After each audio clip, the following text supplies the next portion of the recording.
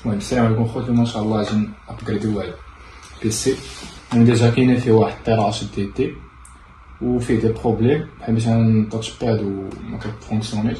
اجي نحاول ان شاء الله نابغريديو ونطلعو نديرو ليه ان في ام ديال السيستم ديكسبلوطاسيون. المهم نكملو معاه ان شاء الله على بركه الله.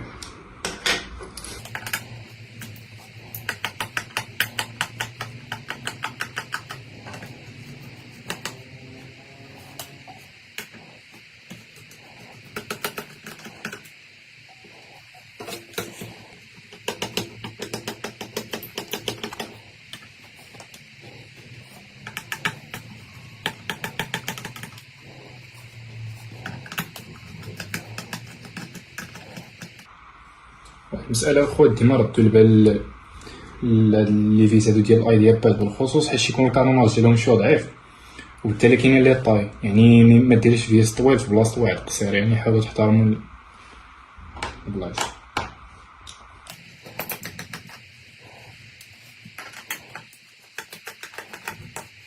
بالنسبة للعملية مش صغار فهاد الجهة تحت الجهة اللي طالعة ديال الفيزات.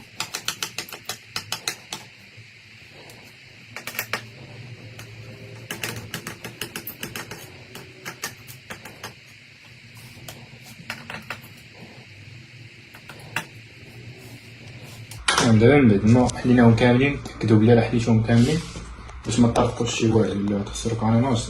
غتحتاجو لواحد البلاصيكه بحال هادي تقريبا باش متجرحوش الجناب ديال الكاريناج ديال البيسي ديالنا.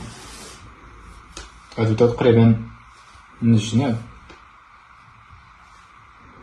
حاولو تقلبو على شي بلاصة اللي ما تكون شوية طالعة.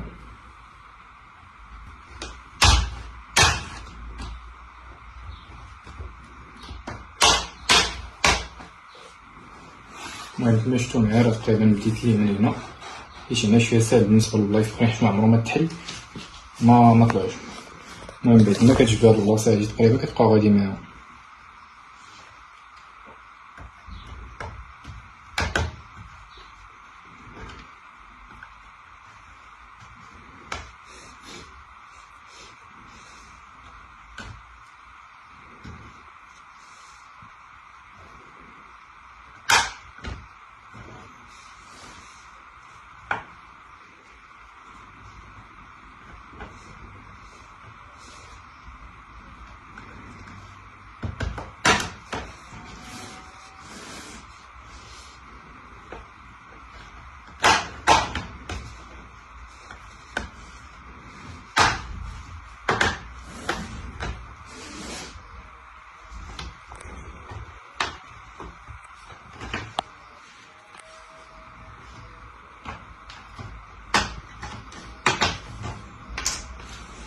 المهم بعد ما كدوروه كامل يعني راه كتحلو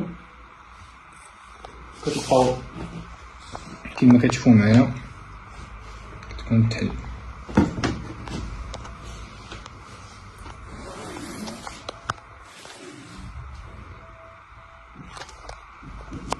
المهم بالنسبه للخوت البلاصه ديال الان في ام هي هادي.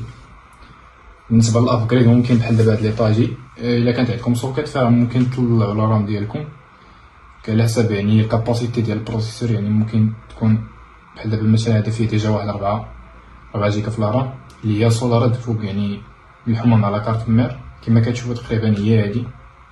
ولكن ممكن مثلا مول هاد البيس هذا انه يزيد واحد لا رام، يعني مثلا نقول جا 4 وتولي عنده 8، يعني غيبينيفيسي واحد الكاباسيتي كتر في الرام.